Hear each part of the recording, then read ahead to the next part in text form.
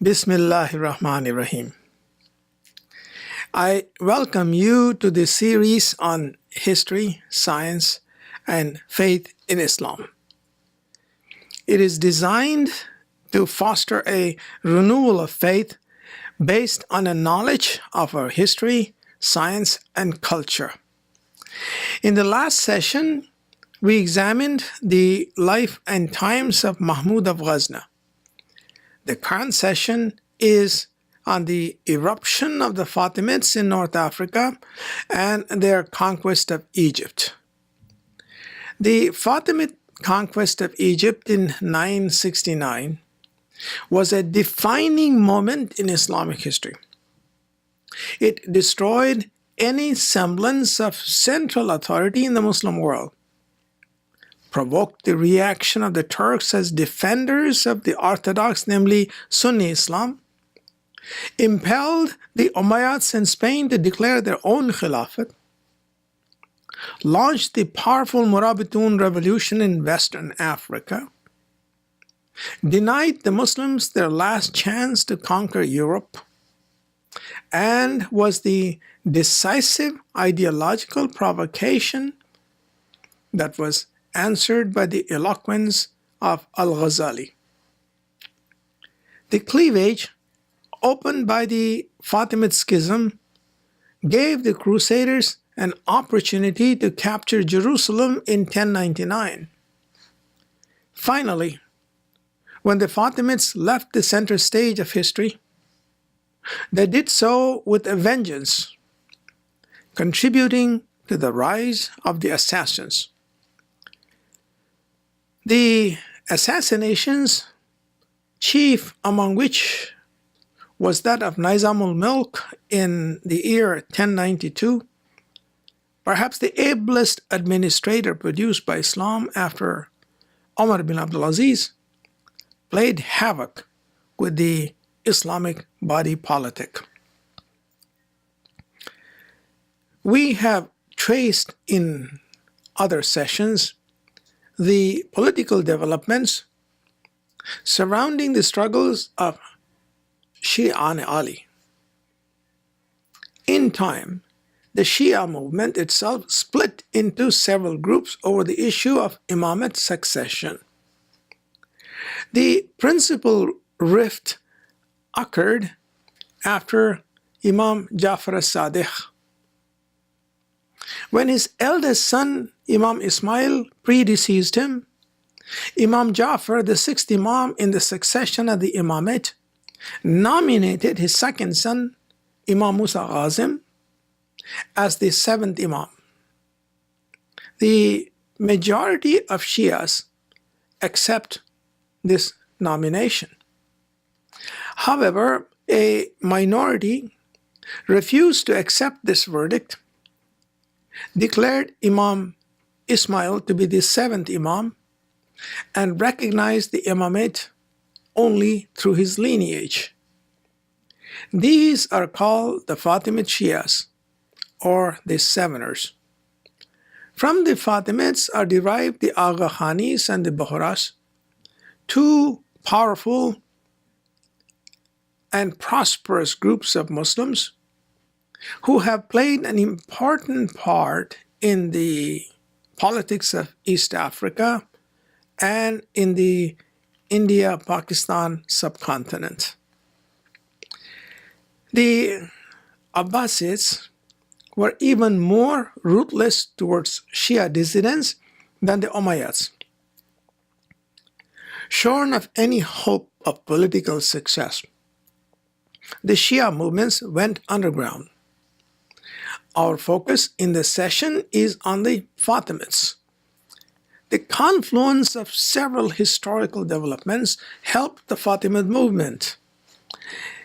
In the 9th century, the consolidation of vast territories in Asia, Africa, and Europe led to an enormous increase in trade. Prosperity ensued. Great cities sprang up and older towns grew larger. The movement of the rural population to the cities in search of protection from marauding tribesmen assisted the urbanization process. Conversion to Islam was taking place at a rapid pace, both in Asia and North Africa. And the new Muslims found refuge in the cities from the pressure of their kinsmen who had not yet converted.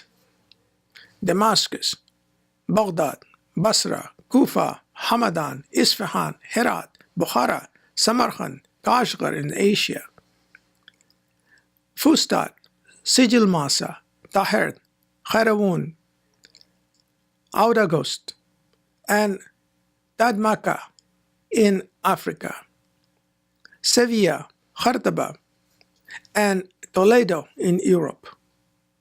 All became centers of trade. Colonies established by Muslim merchants existed as far away as Malabar in India, Zanzibar in Africa, and Canton in China. Brisk trade stimulated the demand for manufactured goods such as brasswork, gold jewelry, silk brocade, fine carpets, and iron and steel products. Guilds arose in the urban centers, organized around specific trades and skills. The Fatimid movement zeroed in on these guilds to propagate their ideas. The Abbasid Khilafat also lost much of its political and military power after Khalifa Mutawakkil was killed by his Turkish guards in 861. The emergence of the Turks was a new element in the body politic of Islam. Initially hired by the Khalifas as bodyguards to balance the established power of Arabs and Persians, the Turks displaced both Arabs and Persians and rose to control the destiny of the Khilafat itself.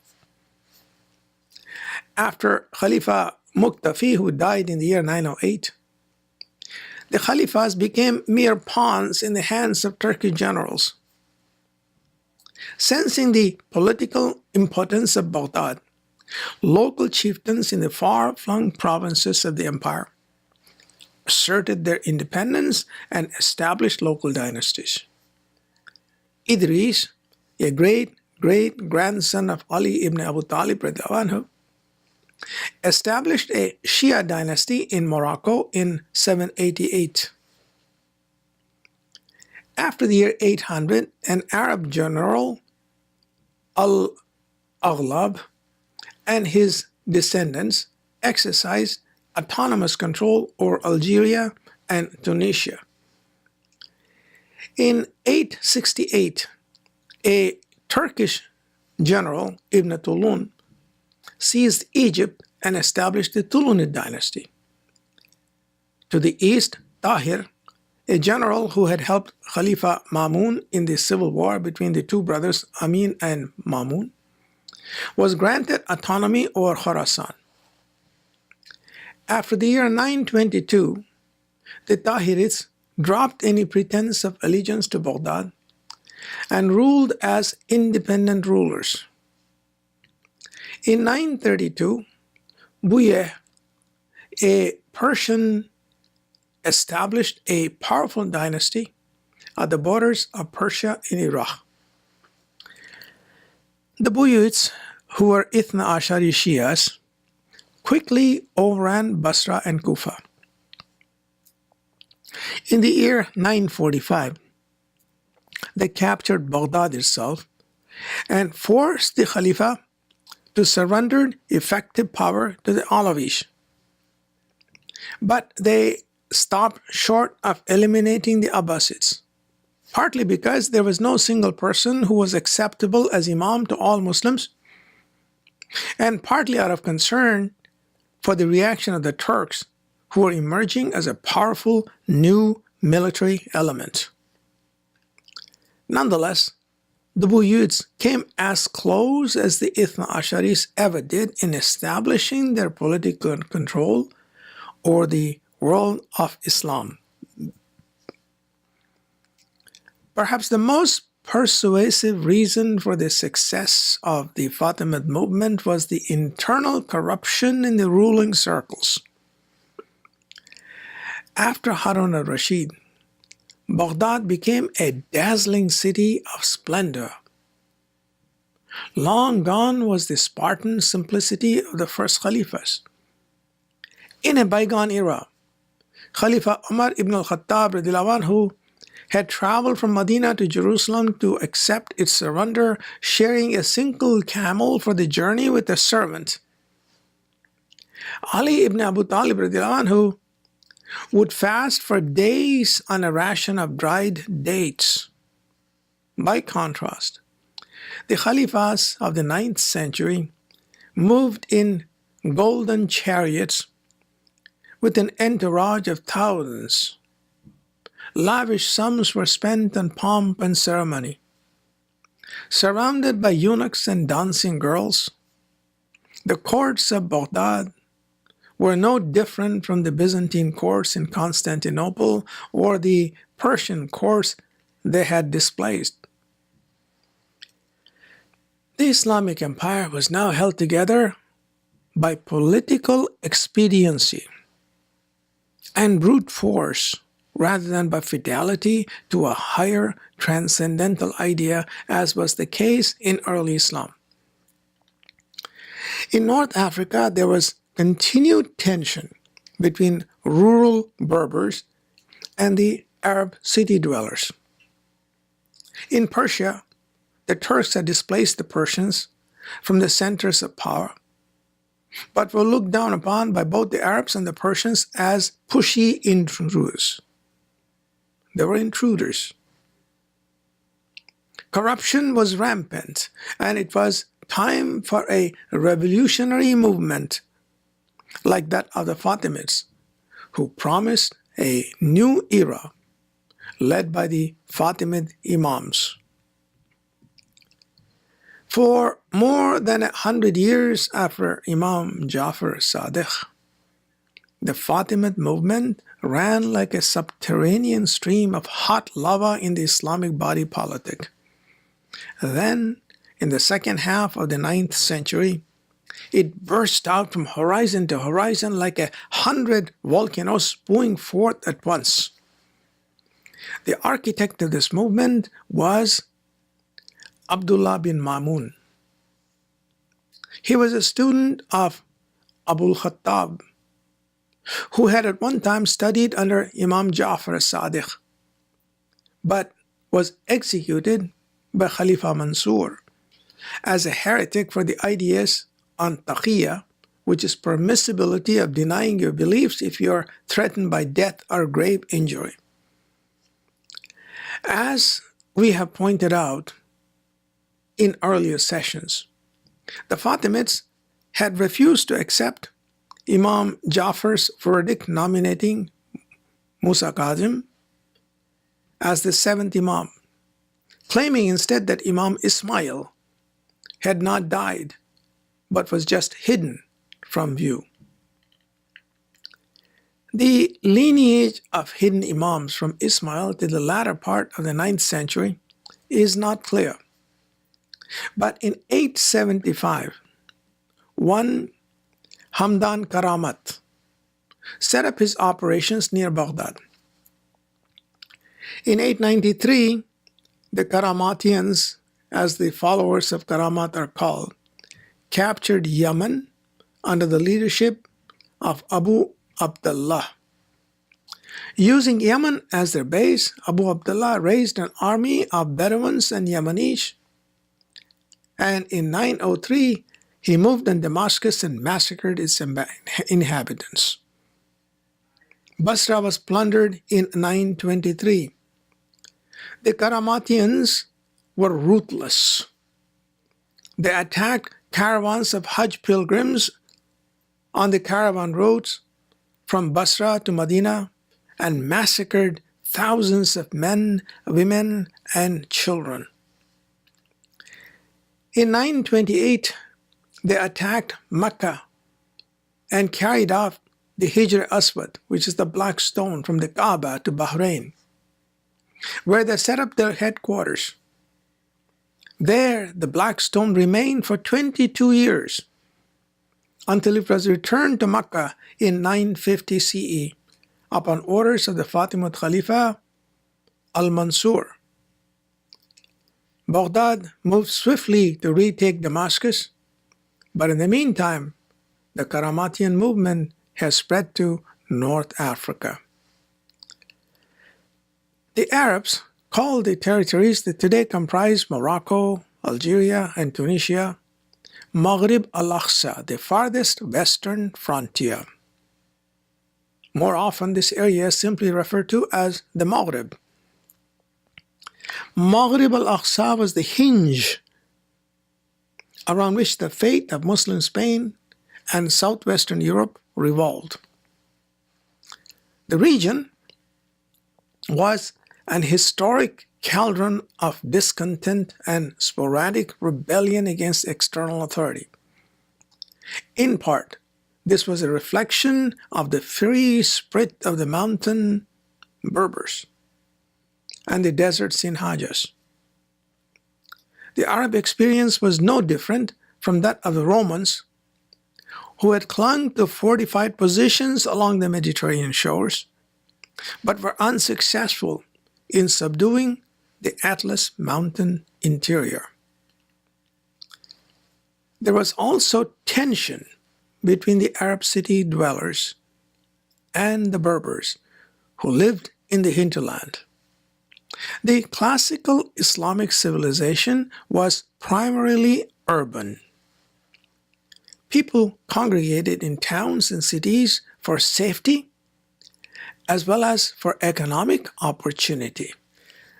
Resentment against the perceived haughtiness of the sea-dwelling Arabs surfaced time and again as rebellion against established authority. The Berbers welcomed new ideas that challenged the status quo as a vehicle for expressing their resentment and their anger. For instance, in the year 900, a Persian Kharijite, Rustum, moved to the Maghrib and established his base there. He successfully challenged the local Aghlabid emirs who represented Abbasid authority. Support from the Berbers and the Sinhaja enabled Rustum to establish a Kharijite dynasty in southern Algeria centered on Sijil Masa. The Kharijites, an extremist group who espoused killing those who did not agree with them, rejected the claims of both the Sunnis and the Shias for leadership of the Islamic community and held that the Khilafat should be open to anyone, Arab or non-Arab. This seemingly democratic position was welcome to Berber ears. The Kharijites survived in isolated pockets long after the Rustamid kingdom disappeared. Ibn Battuta, that's in the 14th century, reported the existence of Kharijite communities in North Africa. The American traveler John Scully has recently provided an account of the remnants of this community. He mentions in his travelogue a community around Gardaja in Algeria as of the Ibadite faith, Muslim Puritans, driven south, etc. in the 11th century. South of the Atlas Belt, the powerful Sinhaja tended their sheep and roamed freely, much as their ancestors had for centuries, and acted as power brokers between the Berbers and the Arabs. There developed in the Maghrib a triangular relationship between the Berbers, the Arabs, and the Sinhajas, much as there was a triangular relationship between the Arabs, the Persians, and the Turks in Persia and Central Asia. Occasionally, there was a fourth element in this relationship, namely the Sudanese from sub-Saharan Africa, who were recruited by the Ishqadids and later by the Fatimids for their armed forces as a counterbalance to the power of the Berbers. Conditions were ripe in North Africa for a revolutionary movement like that of the Fatimids. The Aghlabid rulers had become more interested in women and wine than in the affairs of state. Law and order had deteriorated to such an extent that people longed for deliverance by a Mahdi. In 907, Abu Abdullah, who had by this time lost Damascus to the Abbasids, proceeded to North Africa. By the sheer magnetism of his character and the force of his arguments, he converted the powerful Khitama tribe to Fatimid doctrines. In 909, taking advantage of the incompetence of the Aghlabid Ziyadatullah, Abu Abdullah moved on Salmania, driving out the Aghlabids. It was now time to invite the Fatimid Imam, Ubaidullah, who was living in Syria. After a harrowing travail with Abbasid agents hot on his trail, Ubaidullah reached the Maghrib. He was arrested in Sijil Masa, but Abu Abdullah moved with a powerful force on the town, freed his mentor, and proclaimed Ubaidullah to be the long-awaited Mahdi and the hidden Imam and the first Fatimid Khalifa.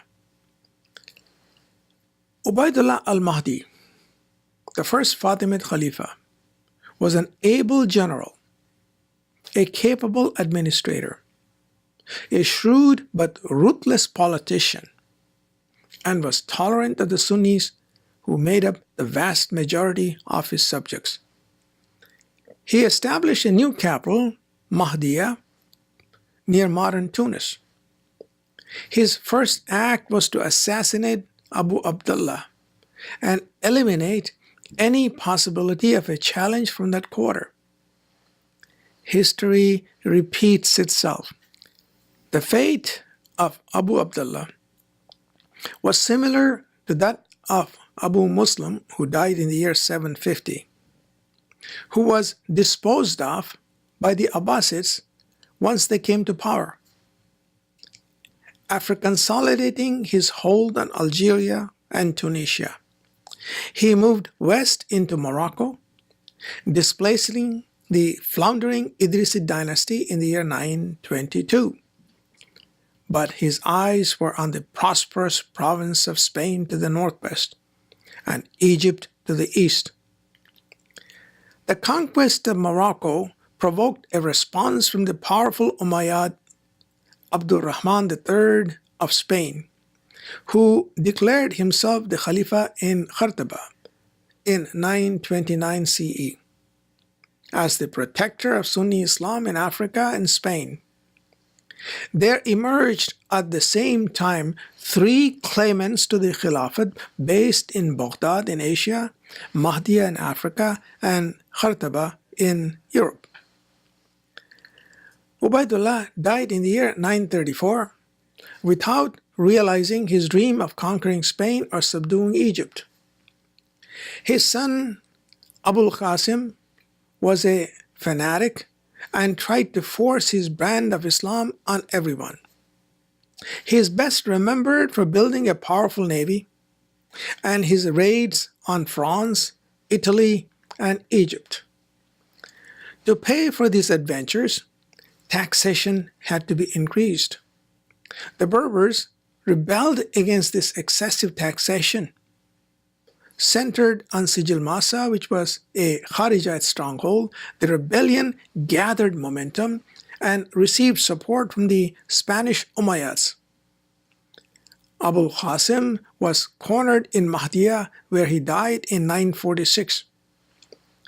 His son Mansur, with the help of the Sinhaja, put down the rebellion in 947. To teach the Spanish Umayyads and the Moroccans a lesson, he stormed the Maghrib all the way to the Atlantic, devastating much of what lay in his path. All of North Africa except Mauritania was conquered. According to Ibn Khaldun, the Maghrib never fully recovered from the devastation caused by the Fatimid Sinhaja invasions. the power of the cities in North Africa was destroyed.